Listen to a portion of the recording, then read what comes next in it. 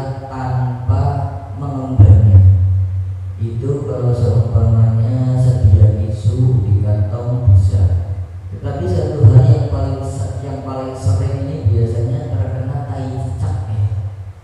Tai cecak. Nah kalau tai cecak ini bisa disentil aja ketika tai cecak ini jatuh ke tempat sholat kita ya. Disentil aja pakai kuku ya, jangan pakai kulit. Karena kalau pakai kulit sudah pasti kita mengemban atau najis itu terbawa ke dalam sholat ya, dalam sholat. Pakai kuku disentil aja gitu. Jadi sholatnya tidak batal ya. Jadi kalau seumpamanya ada yang belum paham dipertanyakan, karena saya menjelaskan sesuatu yang saya pandang perlu dijelaskan. Dan satu hal lagi, alhamdulillah bahwa minggu lalu sudah ada dari Kementerian Agama yang meluruskan tentang arah kiblat, dan alhamdulillah apa yang saya sampaikan, apa yang saya ukur, apa yang saya berikan dan semuanya sama dengan apa yang diukur oleh Kementerian Agama. Jadi saya sarankan kepada para jamaah untuk meminta kepada pengurus untuk segera menggeser ini, segera digeser saja, karena tidak ada yang perlu ditunggu lagi. Ini sudah jelas, ini tanda dari Kementerian Agama, bisa dilihat dari depan ya. Ini sudah jelas, tidak ada lagi yang perlu ditunggu, hanya menunggu sertifikat, tidak perlu. Kalau sudah ada ukuran, jadi seharusnya segera. Kenapa? Karena semenjak ada suatu fatwa dari seorang alim ulama, maka semenjak itu wajib bagi setiap muslim untuk mengikuti fatwanya. Kenapa? Karena kalau ini tidak segera itu, maka setiap yang sholat di masjid ini wajib memotong sholatnya lagi, sama aja sholatnya tidak sah. Kenapa? Karena itu termasuk syarat sah. Di situ juga ada gambar. Jadi harus dari para jamaah sendiri. Kalau tidak, sholatnya tidak sah. Saya menyampaikan apa adanya sesuai syariatnya. Saya tidak membuat-buat dan saya tidak mengada-ngada. Apa yang sunnah ya sunnah, apa yang membatalkan, apa yang haram ya haram, apa yang wajib dilakukan juga wajib saya sampaikan. Kita lanjutkan. Faslun ayat faslun in suatu fasal, pembahasan tertentu. Suratul Qudwati, adapun beberapa gambaran makmum atau gambaran mengikuti imam itu diskon ada 9. Tasihus fi khamsi qudwatin, di dalam 5 mengikuti, 5 pengikutan, yaitu yang pertama rajulun, seorang lelaki, dirajulun mengikuti seorang lelaki, wa qudwatir ratin, dan mengikutinya seorang wanita, birajulin dengan seorang lelaki, wa qudwatir khunsa, dan mengikutinya seorang banci atau seorang bencong, birajulin kelarang dengan kepada seorang lelaki, wa qudwatir mar'ati, dan mengikutinya seorang wanita, bihunsa, dengan bencong, wa qudwatir mar'ati, dan mengikutinya seorang wanita, bimratin, dengan wanita yang lain, wa tubdulu, dan batal fi arba'in qudwatin, di dalam 4 beberapa menjadi makmum. Yang pertama yaitu rajulin, seorang lelaki, bimratin, dengan seorang wanita, wa qudwatu rajulin, dan mengikutnya seorang lelaki, bihunsa, kepada bencong, wa qudwatu khunsa, dan mengikutnya bencong, bimratin, dengan seorang wanita, wa qudwatu khunsa, dan mengikutnya seorang wanita, bihunsa, dengan seorang bencong, bihunsa, dengan bencong pula. Saya jelaskan. Jadi syarat-syarat untuk mengangkat seorang menjadi makmum yang sudah kita bahas sebelumnya.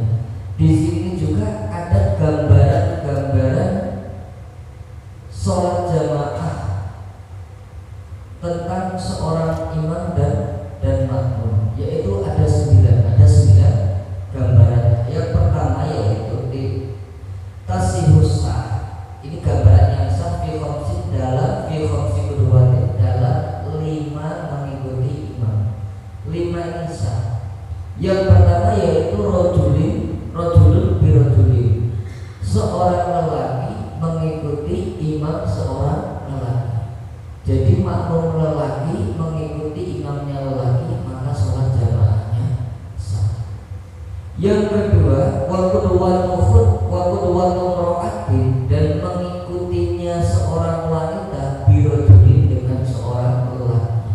Makmumnya seorang wanita, imamnya laki-laki, hukumnya sah juga. Yang ketiga, wakuduwatu khunsa, dan mengikutinya seorang bencong atau banci atau waria birojulin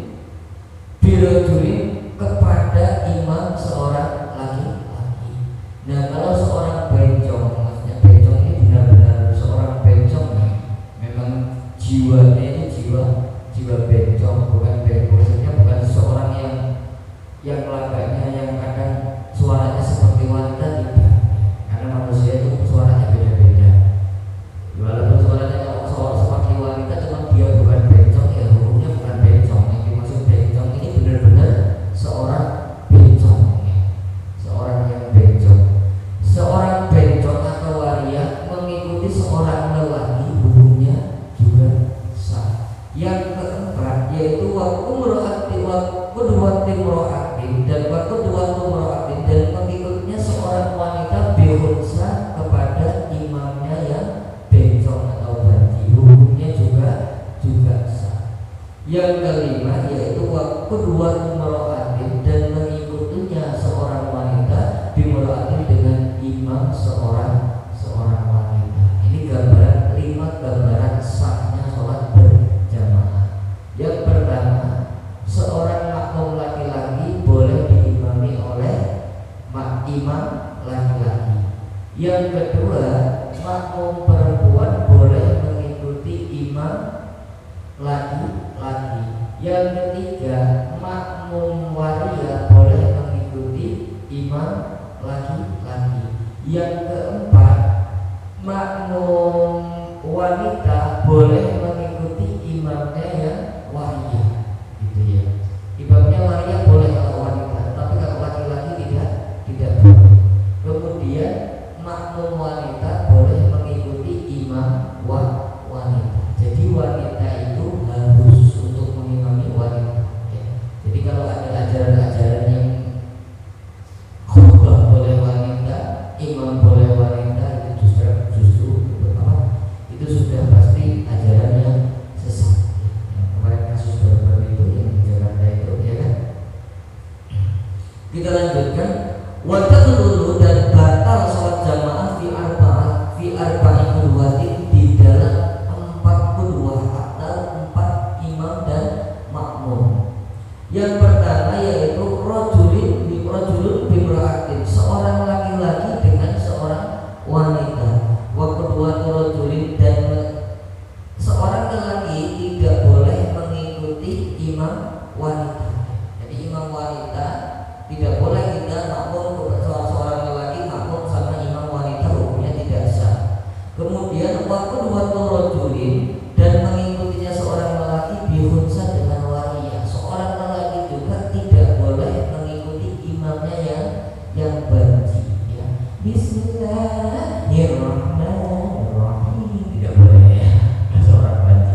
Kalau sudah terdengar suaranya atau kita mengenal, oh ini suaranya banci, kalau kita nggak kenal, lebih baik tidak usah mengikuti itu, karena diwajibkan dia benar-benar banci, ya. Kalau apalagi kita sudah kenal, oh ini banci, maka tidak sah, tidak boleh mengikuti imam banci, tidak boleh, atau waria. Kemudian waktu khunsa bi'uratin, seorang waria juga tidak boleh bermakmum kepada imam perempuan. Bencong atau waria nggak boleh makmum dengan perempuan, tidak boleh.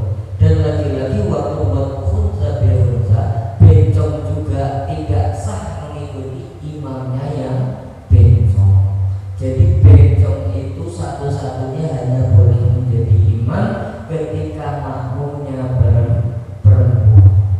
Walaupun sesama waria, sesama banci mengimami banci juga tidak boleh, tidak boleh. Dan wanita satu-satunya diperbolehkan menjadi imam bagi wanita. Kalau lelaki semuanya boleh menjadi imam, ya. Sudah, kita lanjutkan faslun ayat faslun ini suatu pembahasan fasal tertentu. Syurutu jam'i takdim, ada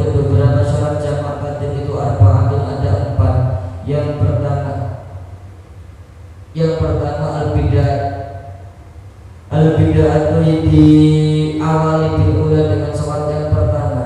Yang kedua waniyatul jam'i dan berniat jamak fiha di dalam sholat wal muwalatu dan berturut-turut atau nuli-nuli bainahuma di antara dua sholat wa dawamul udhri dan adanya udhur. Nah, yang saya jelaskan lagi.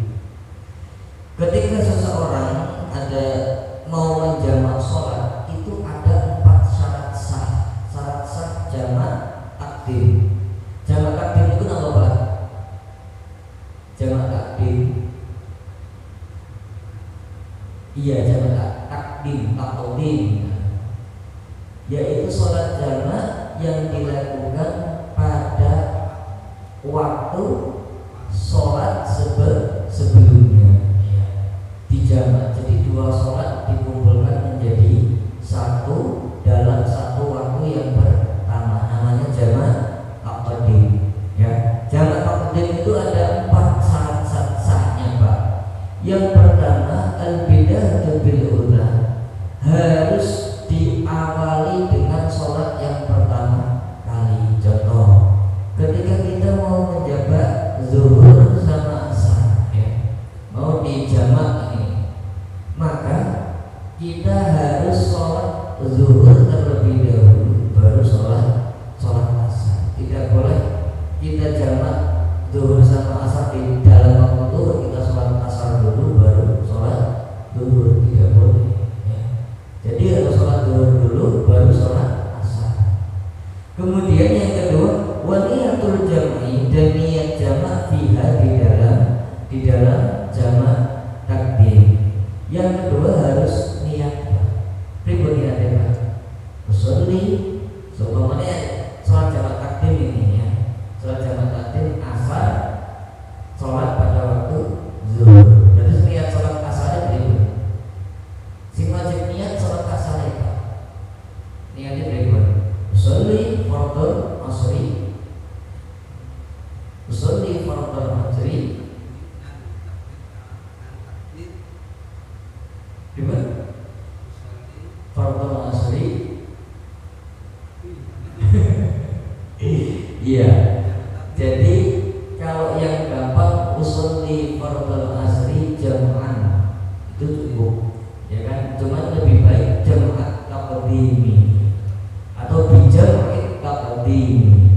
Ya. Usolli fardhu asri jam'at bijam'at taqdimi atau jam'at taqdimi fardhu lillahi ta'ala. Lebih lengkap lagi usolli fardhu asri arba'a raka'atin mustaqbilal qiblati bi jam'i taqdimi ada lillahi ta'ala.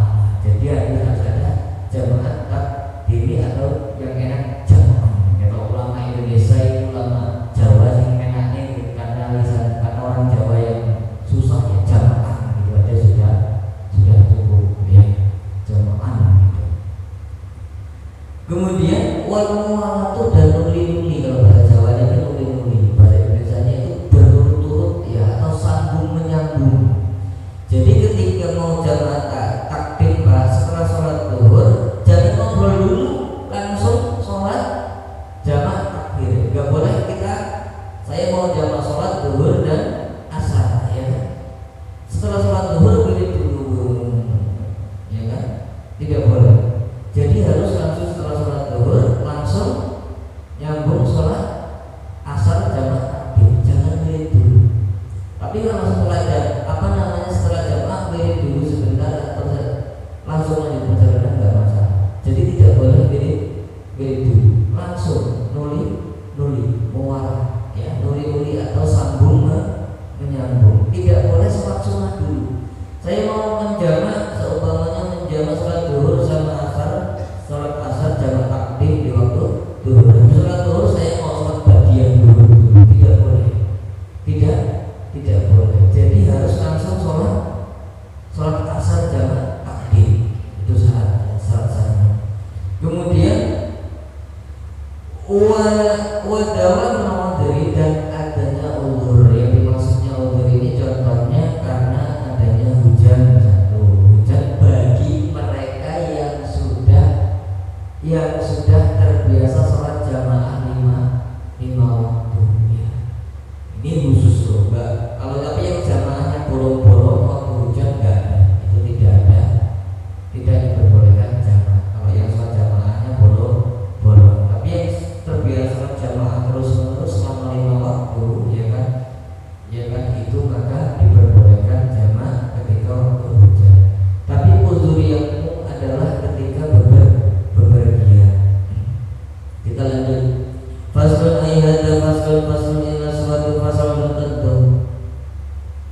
Suruh jamak takhir ada beberapa syarat sahnya jamak takhir. Itu isnani ada dua, yaitu niat takhir, niat jamak takhir. Wa qad baqa min waqtil ula. Wa qad baqa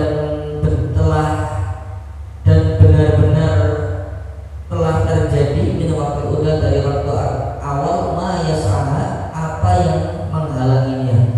Wa dawamul udri dan adanya udur ila tamami tsaniyati hingga sempurnanya waktu sholat yang kedua. Ya, jadi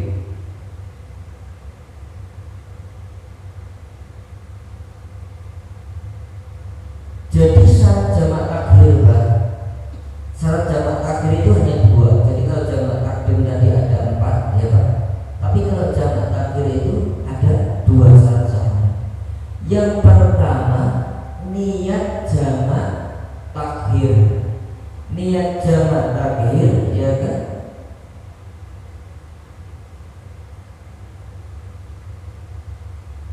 Niat jamak takhir dan benar-benar pada jamak takhir itu adanya suatu halangan seseorang untuk melaksanakan sholat pada waktu jamak takdim, ya. Jadi memang baik mana Pak jamak takdim sama jamak takhir? Sebenarnya masih bagus jamak takdim, masih lebih mula jamak takdim. Tetapi ketika adanya udzur, ya, adanya udzur, contohnya kita dalam perjalanan naik pesawat atau naik bis, ya kan?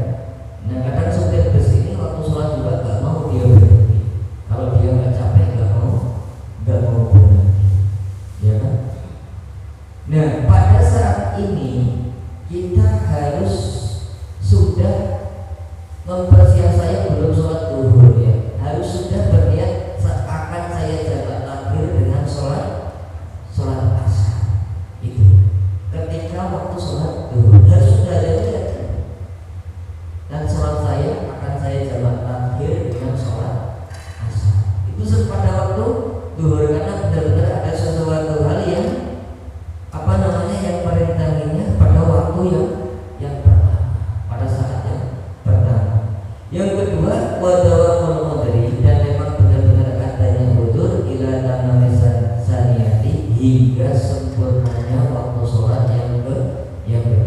Intinya ketika jamak takhir, ya kan, itu harus sudah ada niat untuk jamak takhir nanti setelah sholat asar. Tetapi di sini tidak disyaratkan nuli-nuli. Maksudnya gimana?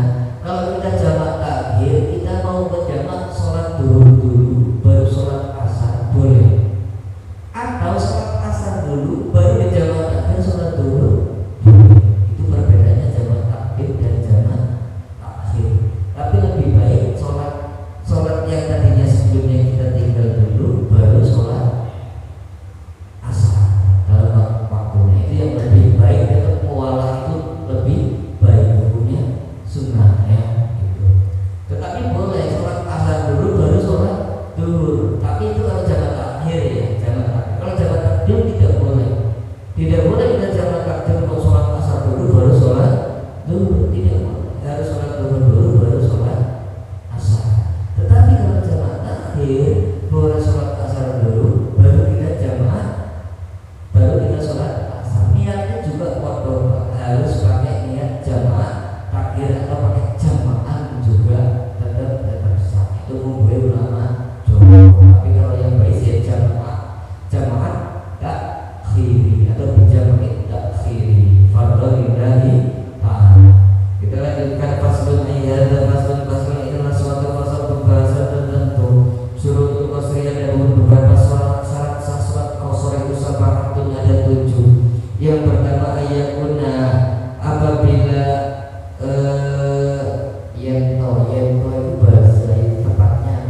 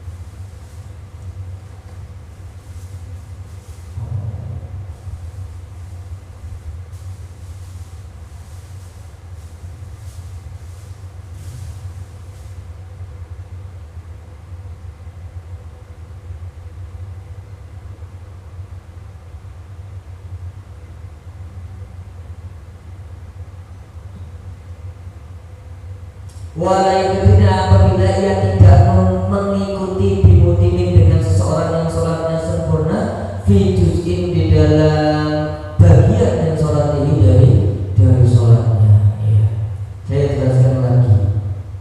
Setelah sholat jamak takdim dan jamak takbir, ini ada sholat qasar. Sholat qasar itu apa, Pak? Sholat qasar. Sholat qasar itu meringkas rakaat sholat, ya. Meringkas rakaat sholat. Contoh, kita sholat zuhur itu 4 rakaat. Sholat zuhur 4 rakaat. Tetapi boleh kita ringkas menjadi dua rakaat.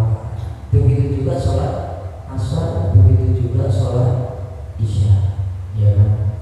Syarat yang pertama, ya kan, ayyakuna, ya ada 7.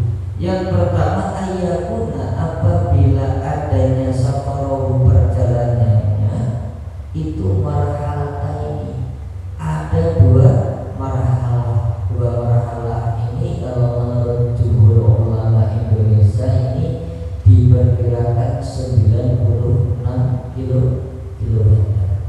Jadi ada 4 pendapat. Yang pertama mengatakan 70 kilometer, yang kedua mengatakan 82 kilometer, yang ketiga mengatakan 96 kilometer, yang keempat mengatakan 112 kilometer.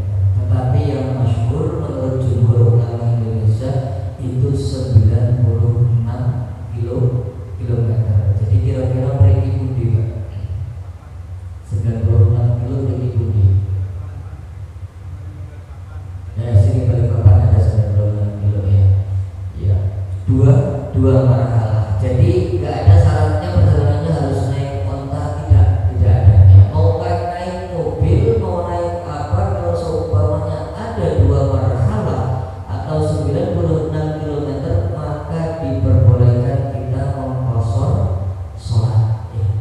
Yang 4 rakaat jadi 2 rakaat. Yang kedua wa ayyakuna, dan ketika adanya perjalanannya itu mubahan, adalah perjalanan yang mubah. Syarat yang kedua, perjalanannya adalah perjalanan yang diperbolehkan oleh agama Allah.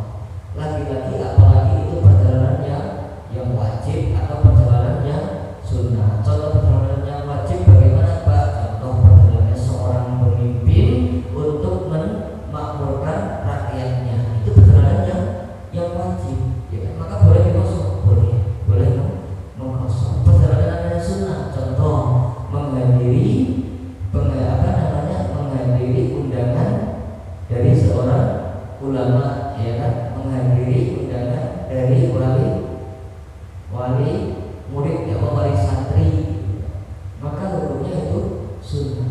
Atau silaturahmi, itu kan sunnah.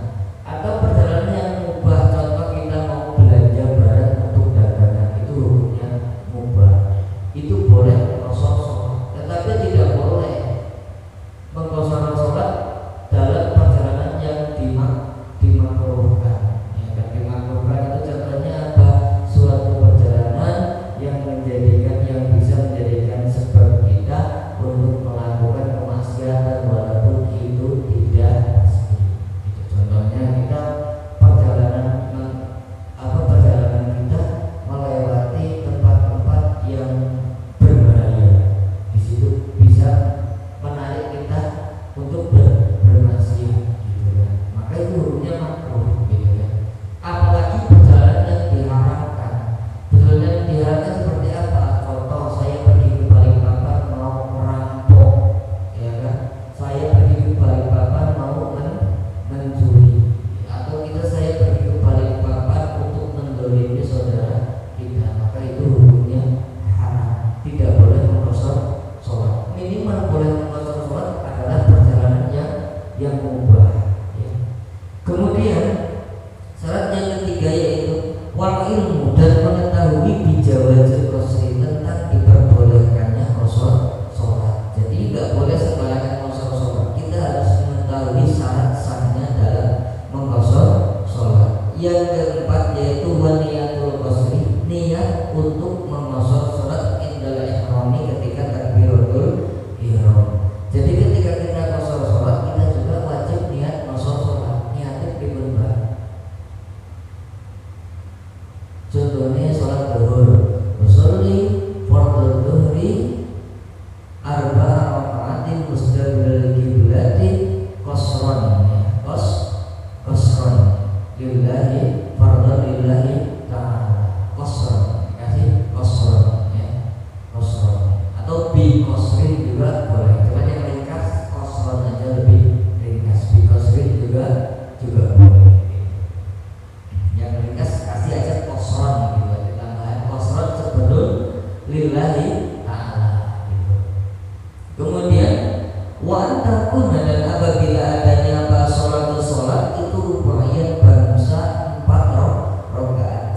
sholat yang boleh dikosor itu sholat-sholat yang jumlahnya ada 4 rakaat, Pak, yaitu sholat zuhur, sholat asar, dan sholat isya. Maghrib dan subuh tidak boleh dikosor. Nah, jangan sembarangan maghrib kosor itu udah tahu berarti saya kosor maghrib 1,5 rakaat. 1,5 rakaat itu begitu.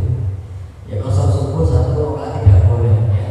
Tidak boleh. Yang diperbolehkan hanya sholat yang 4 rakaat, yaitu zuhur, asar, dan isya. Ya.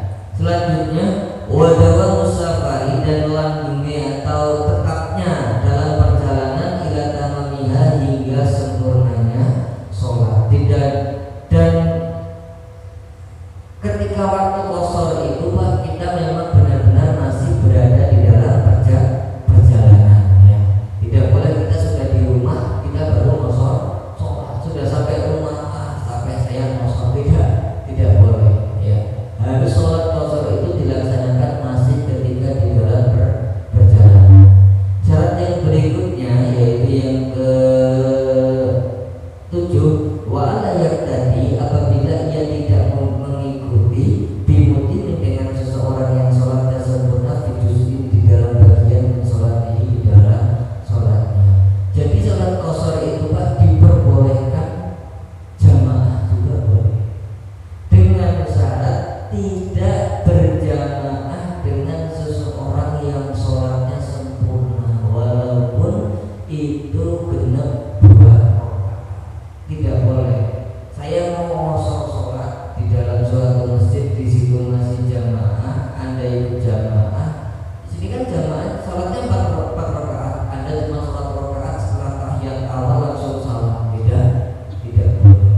Ya harus sholat sendiri kalau sendirian, kalau mau kosor, ya. Atau kalau jamaah harus bermakmum kepada seseorang yang bareng kosor sama kita. Kalau pergi 2 orang kita jamaah kosor boleh, ya. Kan sama-sama kosor. Atau seandainya imam, wah mumpung ini imamnya sudah tahiyat awal kan, jadi kan tinggal 2 rakaat gitu. Saya mau kosor sholat makmum dengan imam yang 4 rakaat ini, ya kan? Tidak boleh. Pokoknya tidak boleh. Boleh jamaah kosor hanya dengan seseorang yang juga mengkosor sholatnya. Kalau tidak, maka sholat saja sendirian. Kita lanjutkan. Faslun ayat faslun inilah satu fasal pembahasan tertentu. Syurutul Jumat, ada beberapa syarat-syarat sholat Jumat itu sitatan, ada 6. Ini syarat-syarat sholat Jumat. Yang pertama, antakuna, apabila adanya sholat Jumat itu kuluhaya semuanya sholat Jumat itu fi waktu zuhur, di dalam waktu zuhur. Wa antum, dan apabila didirikan sholat Jumat itu fi khutbatil baladi, di dalam lingkup suatu desa atau suatu negeri. Wa antusolli, dan apabila disolati sholat jamaah, sholat Jumat itu jamaah dan secara berjamaah. Wa an yakunu, dan apabila ada wa ayyakunu, dan apabila adanya makmum itu arba'ina, itu 40 ahroron yang merdeka semua, zukuran laki-laki semua, balighin yang balik semua, mustautinina yang ahli desa semua atau ahli negeri semua. Wa alla tasbiquha, dan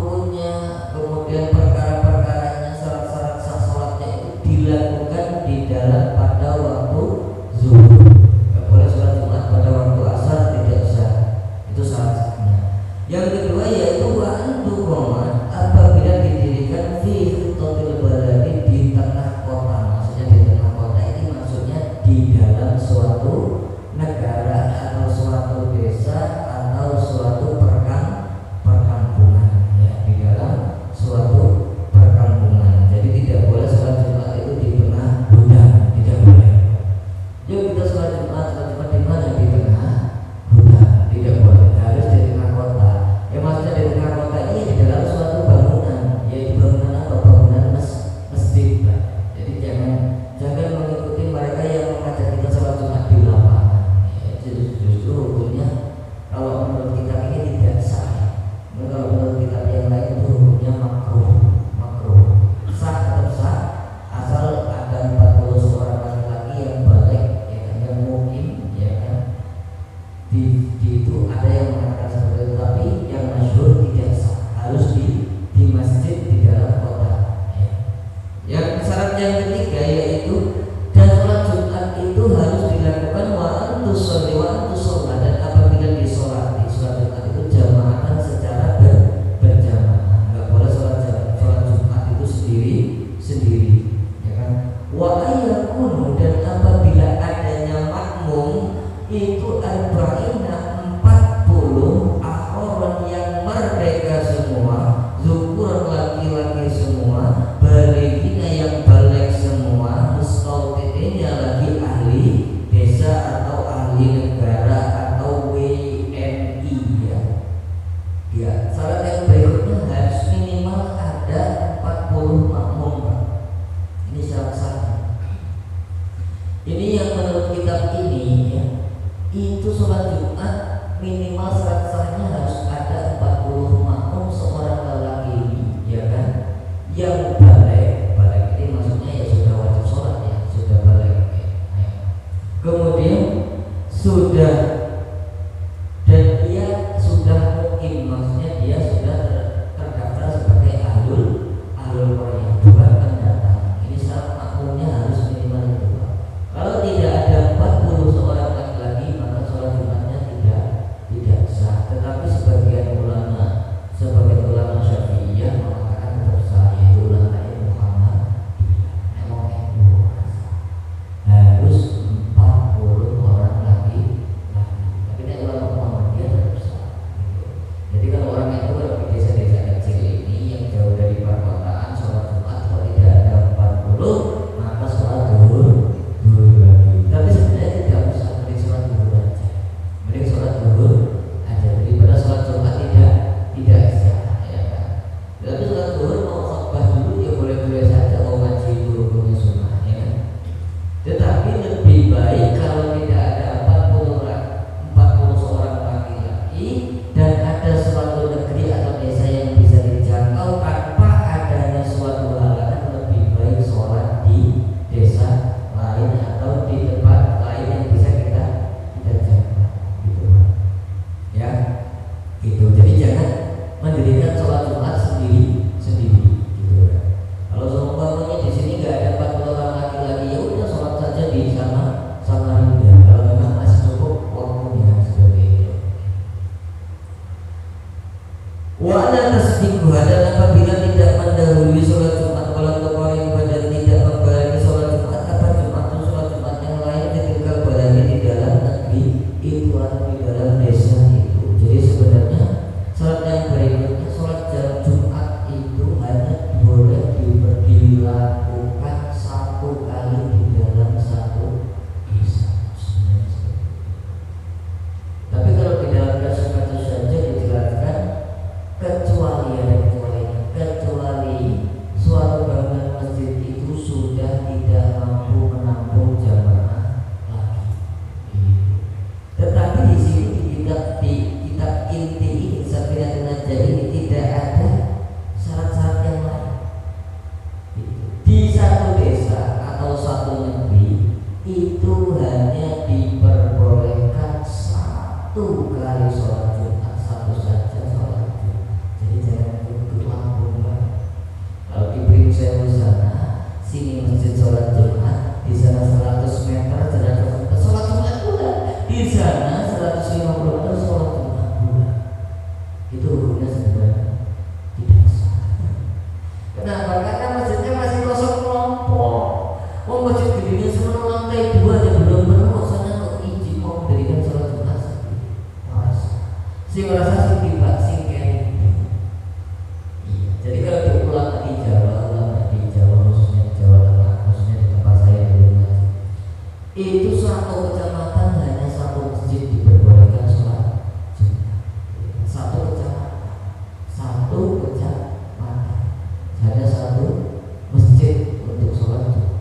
Masjid belum saking banyaknya, nggak berjarak 100 meter, 50 meter masjid.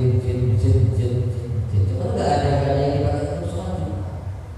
Sholat Jumat harus satu masjid dalam satu kecamatan. Tapi yang di sini ya biasanya ngomong si orang-orang kalau ulama dia itu ngomong si kudu ini ya sholat Jumat di asli orang sah. Kenapa?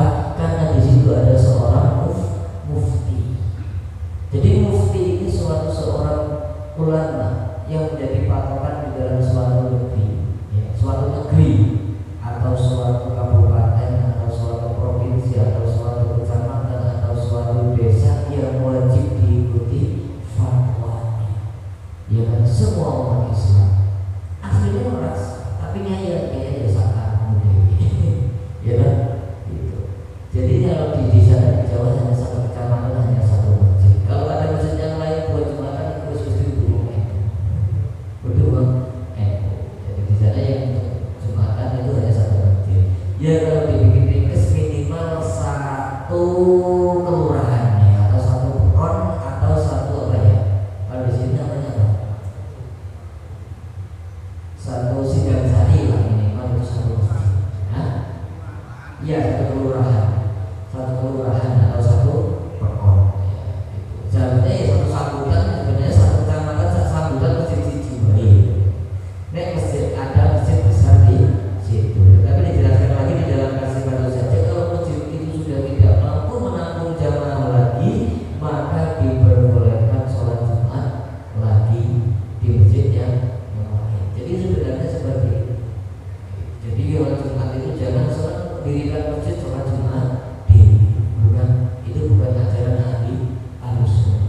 Ajaran Ahlussunnah sholat Jumat satu desa atau satu kecamatan atau satu minimal ya satu kelurahan cukup satu masjid saja. Kalau mendirikan masjid boleh-boleh saja Pak, tapi Jumatan tetap siji wae. Masjid itu masjid agung kuwi wae. Jadi ada satu patokan, dan sebenarnya ada juga sebenarnya harus ada patokan. Kalau di Jawa sana tidak ada masjid-masjid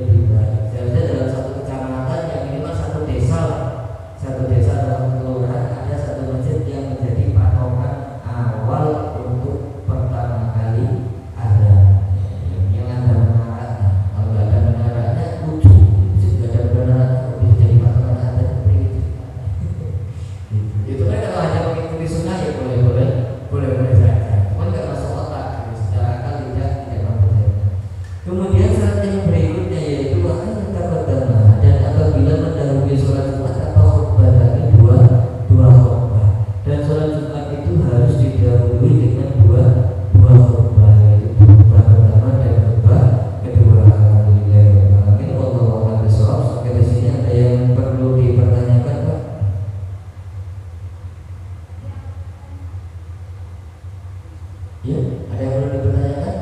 Mungkin monggo. Warahmatullahi wabarakatuh.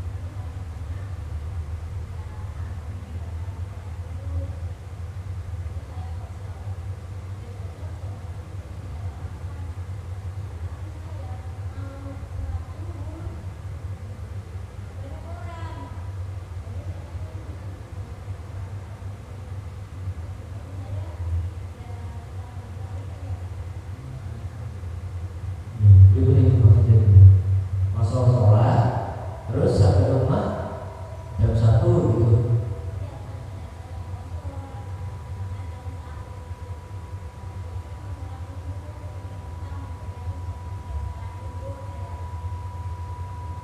Ya, itu Pak. Masuk sholat sampai rumah jam 1, sholat lagi, sholat lagi. Ya. Kenapa? Karena salah satu syarat sah qashar itu harus adanya benar-benar suatu halangan sampai waktu sholat berikutnya dan masih dalam perjalanan. Harus sholat lagi. Iya. Nih sholat lagi.